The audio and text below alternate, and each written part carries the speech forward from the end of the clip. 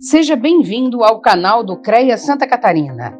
Inscreva-se em nosso canal e ative o sininho das notificações para ser informado de todas as novidades. Nós vimos aqui, no episódio número 8, que o engenheiro Paulo César Bastos, lá da Bahia, costuma dizer que o engenheiro é um líder por obrigação profissional. E como eu disse lá, eu concordo com ele.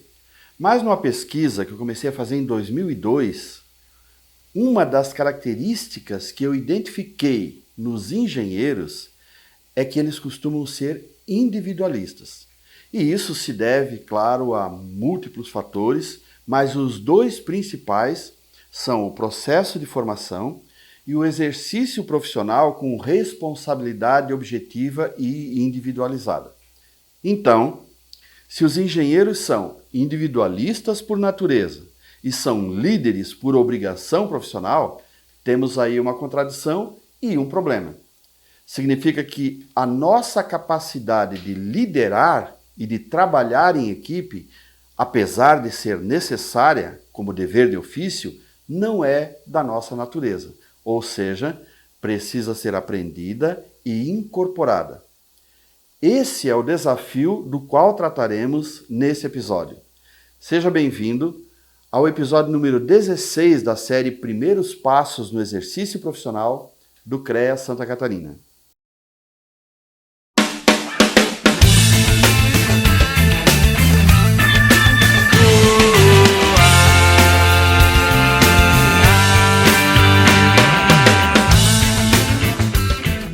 Desde o início dos anos 1990, as tecnologias de produção e os avanços na comunicação impuseram aos engenheiros uma habilidade que não era relevante ou não era tão relevante nos anos 1950, 60 ou 70, o trabalho em equipe.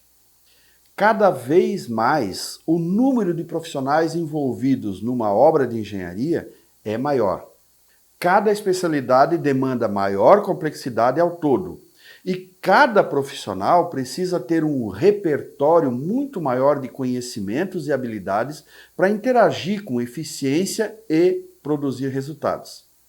Saber trabalhar em equipe demanda saber liderar, quando for a hora de liderar, e ser comandado, quando a outra pessoa tiver uma posição e os instrumentos para a liderança.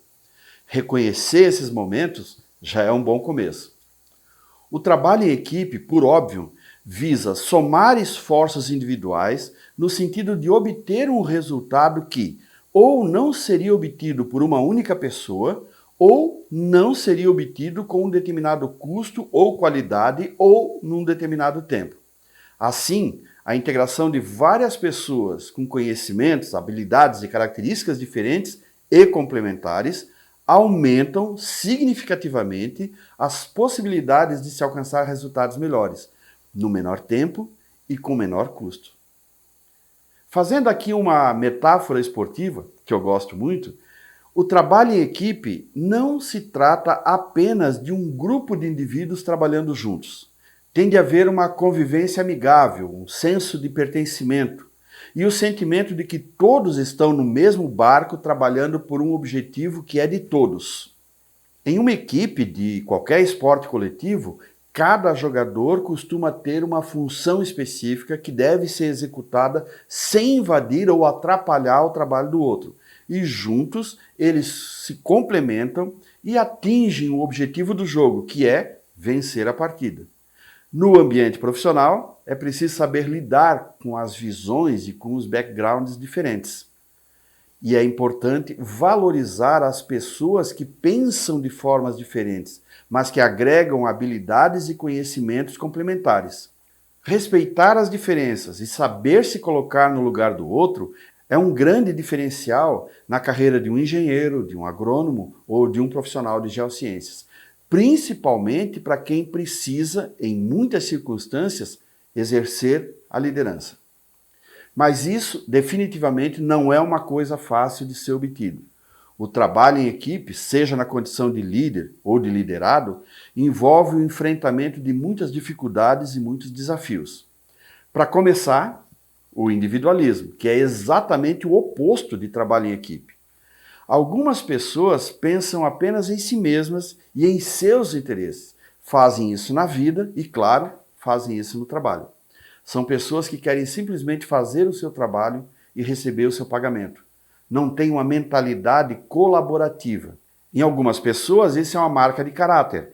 Em outras, é apenas um hábito adquirido por nunca terem sido despertadas para os benefícios de um comportamento diferente. Os líderes devem ser também pacientes e didáticos para reverter esse tipo de visão de mundo. O desafio aqui é convencer essas pessoas de que o individualismo é inimigo do sucesso. Problemas de comunicação são uma fonte inesgotável de obstáculos ao trabalho de equipe. Reunir e manter várias pessoas diferentes, trabalhando juntas em busca de um objetivo comum, nunca é fácil. E se essas pessoas não estão entendendo o que as outras pessoas estão querendo fazer, piora a situação. É importante alinhar, trocar informações, tirar dúvidas. Caso contrário, surgirão ruídos na comunicação que afetam o trabalho como um todo. Pessoas muito sensíveis a críticas ou pouco afeitas ao diálogo costumam sofrer mais nesse tipo de contexto. Outro ponto essencial é o comprometimento, ou a falta dele. Quando várias pessoas estão reunidas, trabalhando juntas, o comprometimento de cada um dos participantes é essencial. Quando uma se compromete a fazer algo e não faz, todas as outras sofrem as consequências. Por isso, é muito importante garantir o comprometimento de todos em relação à execução de tarefas e seus respectivos prazos. Só assim o trabalho em equipe funciona de verdade. A ausência de discussões sobre o que será feito provoca falta de comprometimento. Em outras palavras, as decisões que não foram determinadas em conjunto por falta de discussões deixam de garantir empenho máximo por parte do grupo.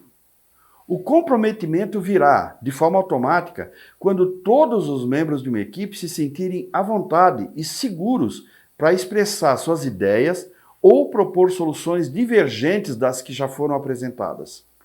E o trabalho é desenvolvido com muito mais qualidade. É preciso estabelecer planos alternativos para diferentes situações, estipular prazo, reconsiderar detalhes, porque essas coisas ajudam a renovar o comprometimento dos membros da equipe.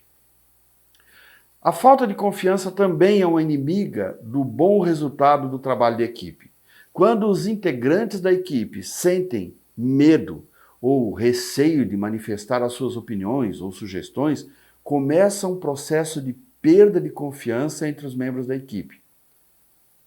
Eles devem ser estimulados a assumir os erros e, com isso, se sentirem mais seguros. O trabalho do líder diante dessa situação é construir uma base sólida de confiança. Deixar claro aos membros da equipe a importância da confiança, de que todos estão unidos por uma boa intenção e que os erros eventuais fazem parte. Outro desafio para o trabalho em equipe, apontado por muitos autores, é o medo de conflitos.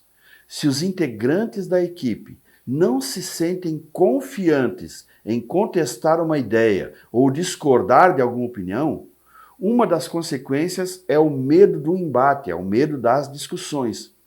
Conflitos permanentes não são bons para a harmonia da equipe, porém, em alguns casos, as discussões são necessárias para a evolução do trabalho. E nessas ocasiões, podem surgir novas ideias e novas sugestões assertivas. Essas discussões devem ser francas e abertas, e todos devem ser estimulados a expor as suas ideias de maneira livre.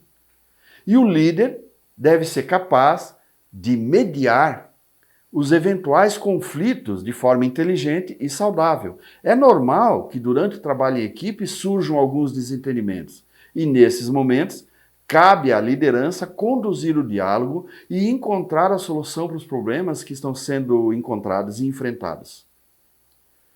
De maneira alguma, o líder deve se ausentar ou tomar partido, porque o partido do líder é o resultado final, que toda a equipe sabe qual é.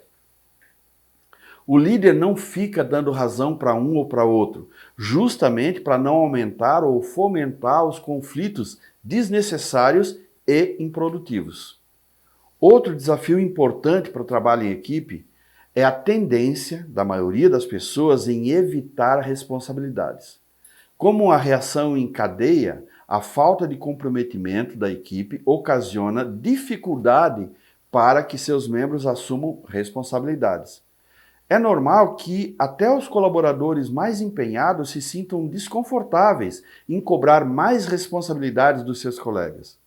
Para manter o processo sob controle e sobreviver à falta de comprometimento de alguns membros da equipe, é importante determinar objetivos e esquemas de trabalho e deixar bem claro as tarefas e responsabilidades de cada um.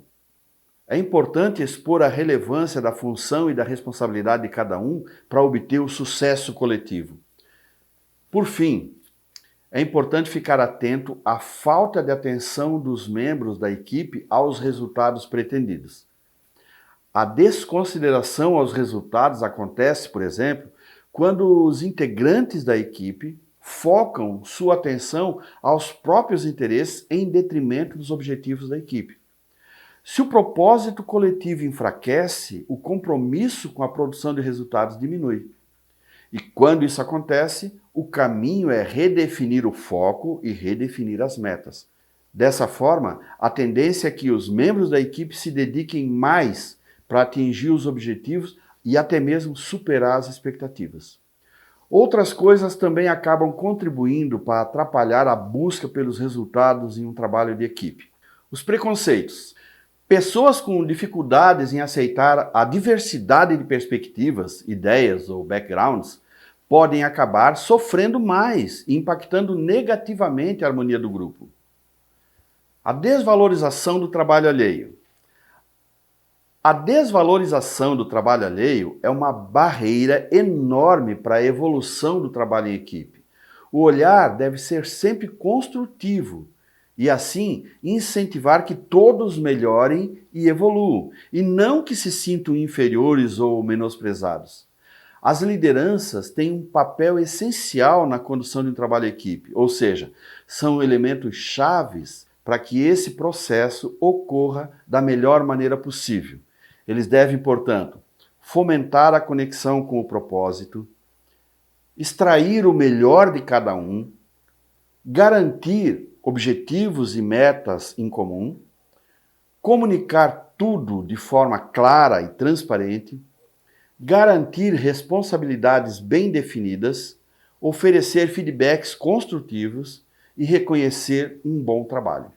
Este episódio de número 16 é o último episódio de conteúdo puro desta série Primeiros Passos no Exercício Profissional. Nos próximos 4 episódios, do 17 ao 20, nós vamos conversar com profissionais veteranos, experientes e que podem contribuir com suas visões e com as suas recomendações para que você, jovem engenheiro, engenheira ou profissional das geociências, tenha mais segurança nesses primeiros passos no exercício profissional.